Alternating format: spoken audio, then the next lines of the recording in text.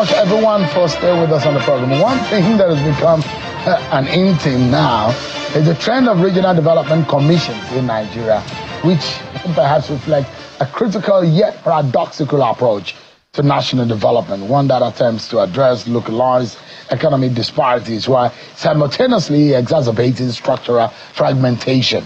What does this mean? In layman language, you understand, when the Niger Delta Development Commission, NDDC, was established in 2000, in the year 2000, to catalyze infrastructural and socio-economic growth in the oil-producing region, epitomizes these products, which means that it's supposed to directly influence the development in the Niger development in the Niger Delta development areas. But what has happened is that issues of corruption, ineffectiveness, racketeering, and all of these issues, and political interference have become a major problem. Now, we are hearing and seeing commissions such as the Northeast Development Commission and the potential for a Southeast Development Commission, which suggests an increasing regionalization of governance and priorities, identity-based economic interventions over a cohesive national development strategy. What exactly is our national economic focus or agenda as a people? I'm being joined tonight by Kolawole Johnson. He's a political and data analyst in this live for us here in our studio. Kolawole, thank you so much indeed for joining us tonight. Then go to be here. Thank you. So we have, out of the 6 regional groupings that we have in the country, yep. So we have the Niger Delta, the Northeast Development Commission. Yep. We already have the Southeast is in the works, isn't it? Yeah. We already is established. Yeah. There is a board of the Southeast. So yeah. There is a potential of a South-South Development Commission, the Southwest Development Commission. But the Northwest, Southwest already. The Southwest is already there. What exactly is going on? I thought that this is a federation where we're supposed to have one single national cohesive development, economic development agenda, but it does look like we're going back to regionalism. Is that what it's looking like? Well, okay, maybe I should say this. Let's get some background to this. The first national development, the first development plan, we had during the colonial masters. Then by 1962, Nigeria had the very first national development plan. That was from 62 to 68. As a student of political economy and development studies, I know that that also failed, of course, due to different factors.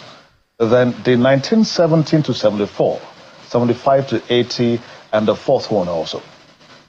Now, perhaps the reason they failed could be because the planners were not looking at the spatial diversities, the complexities of the country. Knowing well that the people are forced to fall where they belong to before the Nigerian nation. That's one. 2, when you have a federal system, there are federating units where development should be driven. So if, for example, the government decides on a policy to drive development from the regions, it may not be a problem. Why? You have different forms of policies. I mean, you have the regulatory, the distributive, the redistributive. Then you have the facilitating. So this could be a government approach of creating a facilitating policy to drive development, in different places. Now, knowing well that when you have a plan, you create the institution. So I want to believe that the different development commissions being created could be the institution, created to drive the development plan in these regions. However, you mentioned the Niger Delta Development Commission, and I'll come to that. I don't think that is a regional development commission, and I'll explain. When the idea of NDDC came to the table, it wasn't to drive a regional development. It was to say no. Due to the economic activities that is profiting the entire nation in this region, there are degradations, there are, consequences of this. So because of that, you should be given something as an interventioning agency to drive development in this region to cover the gap. And NDDC came into being. And if you check NDDC, it's not just the states in the south. You have a state in the southwest, Ondo State. Then you have two states in the in the southeast, which is Abia and Imo. So take, for example, if the Southeast Development Commissions come into place and they start operation, Imo and Abia would enjoy the benefit of the Southeast Development Commission. They will also enjoy from NDDC. So that clearly shows that NDDC is not a South-South Development Commission. It was only an economic commission created, it's like derivation policy. As it served its purpose. We'll come to that. Because the question is that now that we're having all these regional commissions, and I know that the South-South Development Commission will soon come. No, they should clamor for that. You know why? See, when you have a facilitating policy in this manner, it should spread across. That's why I'm questioning why you're not having a North Central Development Commission. We had Northeast Development Commission. Have you forgotten that North Central is still a victim of the disruptive things that happen from the Northeast? So if you satisfy the Northeast, those who became a victim, we shouldn't leave them, aside. Remember that states like Benue, that used to be the food basket of the nation, became the IDP camp of the nation because people or destructive elements from Northeast went into the North Central. Benue, for example, part of Niger. In fact, Niger is still suffering that. Part of Nasarawa, part of Taraba. A number of them are suffering from this same fate. So if we created Northeast Development Commission and we didn't create for North Central, then now that we are thinking of driving development from the region, I think North Central should have been among the because you said, like you mentioned, Imo State, for example. Yes. Ondo State. Yes. These are states outside of the South-South. Yes. If there is a South-South Development Commission, no, see, if there is already a Southeast Development Commission, which Imo State will benefit from. It's benefiting from NDDC. Thank you. Ondo State from the Southwest will benefit from the Southwest NDDC. Development Commission. So would also benefit from there NDDC. are those who are saying scrap NDDC already. Just a moment. Hear me out. Let me put this question to you. Let me put the question. No, let's not land that. Hold on. Let me put the question. There are issues of corruption allegations under the NDDC, political interference. And whether or not, for the last 25 years, has the NDDC really established its purpose? Has it really given to the people I will answer that in that region? I will answer that emphatically. But before that, let me create a scenario for you. While I'm not supporting corruption anywhere, Nigeria states across the federal government, the quantum of money that you've seen gone through them, how many of them have accounted for what they collected? Now, have you scrapped them because of that? That's one. Two, I'm coming. Secondly, if we are talking about scrapping NDDC, have we talked about what gave back to them? We talk about tax reform today. And we said for tax reform, if you are generating Kaduna, for example, your VAT, whatever you generate, the fact that you generate that VAT, we should give you back 50 or 60% or so from what you generated as your derivation portion. For the Niger Delta development, for the Niger Delta area, where you get the oil, from, what we give back as derivation is 13%, not even 20%. That used to be, the practice for the tax. So that clearly shows that we need to give back to the place. That was what gave back to NDDC. It has nothing to do with regional development. It was because the economic activity that is benefiting the entire nation coming from that area was also wreaking havoc on the environment, on the people. And that became a way to intervene and give back some things to them, to drive development there. Musa Yar'Adua came and added in and the Ministry of Niger Delta, that has been scrapped. For those who are clamoring for us, for them to scrap NDDC, I think it's a lazy approach, which I think the people will revolt against. I have fought against corruption in the place, but I didn't fight that the place should be scrapped. Rather, we should scrap those who have turned the place to their own ATM. And as the corruption ended in it has not. It is still going on right now. Of course you know that, Sheon. Really? Of course you know that. Now, what are the kind of, just a moment, because I know that you and I, you have dug into the corruption in the NDDC. You didn't tell me you talk about NDDC today. No. But for some reasons, it is an important issue in the lives of the people within the Niger Delta area. Okay. The question is that, is corruption still ongoing in the NDDC? I will answer you yes. To what extent? Of course, the damaging extent. And I give an example, but I sure don't want to give fuel to those who are clamoring, for NDDC scrapping and all that. But just on the surface, let me paint something, which I, said on this program, I think we did something on the budget.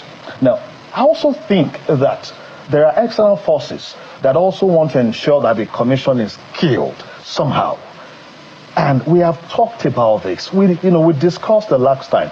I would attempt not to go into details as much as I can today so that, I don't give life to some folks, who just want to wreck the... Because these are the external factors that also want to ensure that the place, does not function. When you approve a loan, we talked about the loan the very last time, of ₦1 trillion in one single budget year. When the entire amount on the same budget last year was about 900 and something billion naira. The one before 876 billion. For 2 years combined, they have had the same 1.9 trillion almost. So if you're giving them 1.9 trillion naira budget this year, you should look at the budget performance of last year and look at where those money went to. The appointees are at times helpless because you have political lords who, see, the president talked about creating political economy. And I dare say, I've said that before, around the NDDC, the government is creating political economy. Of course, you understand in Nigeria, we have largely the political bourgeoisie, not the industrialists, those people, whose only means of wealth acquisition is politics. Are there the same people asking for Sam Ogboku to be removed as the MD? Sam Ogboku is... There are those who are carrying placards, there are those who are saying it should be removed. And in Bayelsa, there are those also saying it's our son. Retain him. For him, my anger with him, he is trying to be politically correct. Sammy is sound upstairs. I mean, he's a PhD holder. He's sound upstairs. But he's trying to be politically correct by sacrificing development to satisfy the same political interest who wants him out. But I think that those who put him there should see, in between the lines and know the right things to do. However, those who are actually detecting the tune, I gave a simple stuff on this your program the last time, that look at the appointees around the man. Who brought who? I gave them on this program. See, today I mentioned it, that the director of the ED project belonged to a superman in government. The ED finance belonged to another superman in government. In fact, the chairman of the board belonged to another superman around the president. All of them are all around the president, from the Senate president to the minister of the, to quite a number of these people. So they have these guys fixed there. And you understand how we are running a very shameful feudalistic system where people put their own subject in power and they return to them, not to the people. They are not accountable to the people, but to these folks in power. And unfortunately, if that is a system we run that we have failed to reform, we can't expect things to change. So corruption is still there. Right. However, Sean, please hold on. However, I would rather advocate that the president should clean up the commission, not scrapping it. Because I also ask, if you are the president, as an accountant that you are, maybe it's a means of even wrecking the commission for, throwing them under a terrible loan burden. Of course, because you can't be an accountant presiding over the commission and you expect them to go under that burden of a terrible loan that in 10, 15, 20 years, we may still be paying back. You understand how we got to this stage we are in Nigeria. During Jonathan's government, Nigeria was earning good money. We had good money in our excess crude account and all that. We finished everything we had, in those accounts. Oil hit about a $20 per barrel. We spent every damn thing, then we borrowed. By 2015, when that government was leaving power, the then Minister of Finance, Okonjo-Iweala, said clearly that the government had to borrow to pay salary. We enter into bankruptcy since that time. So when when the next government came in, they were struggling to engineer things, but under the loan of debt. In 2008, Nigeria, the entire world, there was recession. But Nigeria did not feel it because you had enough money left in the coffer by OBJ. So Musa Yar'Adua was able to deploy this money. But when you deliberately, in times, see, this year alone, the FG will be giving the NDDC about 760 billion naira, according to the budget. Now, how then, and they will still get money from the oil companies because they have different, source of, funding. In fact, the larger percentage of their fund comes from royalties from the oil companies. So rather than driving in getting more from that place, they are putting the commission under loan. Take, for example, if you have a loan in place to pay, the FG will give the Northwest Development Commission about maybe 550 billion naira, and you give NDDC 760 billion. Out of that, maybe they are paying back loan yearly of about 350 billion naira. The place will collapse. There will not be development. So for me, I think the government should do better by reforming the commission and not necessarily scrapping it or creating some political economy. So what brought us to this point is the issue of regional development. But you say that every region should be given its own commission. Is that what you're saying? No, see, not expressly for me. I need to understand the philosophy of the development administration that the government is trying to drive. But if you've created Northwest Development Commission, Southeast Development Commission, Southwest, Commission, and there is already a Northeast Development Commission, so you have 4/6. I want to understand that the philosophy behind that is to drive development from the different region. So if that is the case, you cannot leave out the North Central development, the North Central, and the South, because equity, because that is just, that is fair. All right. Let me take you to one matter. As part of President Bola Tinubu's speech in the new year, he talked about national identity. He talked about issue of charter of youth engagement. And there was supposed to be a youth confab. But let me begin quickly on the issue of national identity. The way the president put it in that speech, what do you think that focus should be to be able to achieve the cohesiveness that the president mentioned in that speech? I think the president is trying to create a nation of people that believe in the country. But unfortunately, that is not in words. It's not in campaigning words alone. It is led by action. The people who own their country, when their country actually look out for them. And who are those that we can call the country looking out for them? The leaders. And unfortunately, I asked a question I did something somewhere and I asked a question that, was there ever a nation? There could be a country, but was there ever a nation? If you remember, 1914, when they, matched the Southern and the Northern Protectorate, it was not without consent. First. Secondly, in 1960, before independence, when the Southern part was ready for independence, the Northern part was not ready. They had to, of course, invite, okay, let's go into it. That one first said they were not ready until they agreed. Now, when they came together at independence, the First Republic, if you remember, each of the region was fighting for themselves. There was no fight for the soul of the country.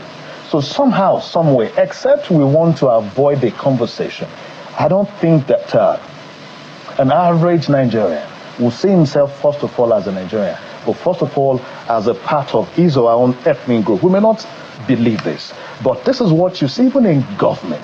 You see a man coming into power today, he wants to populate the entire government with his or our own people. It didn't start today. And go back to 1966, the very first coup, that we had on the 1st of January. Now, there was a leader of the government, I think, Agunyi Rossi.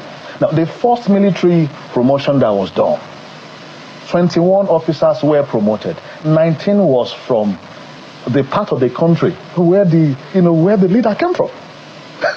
And by the 1st of July, by July when there was a counter coup, those also in power retaliated.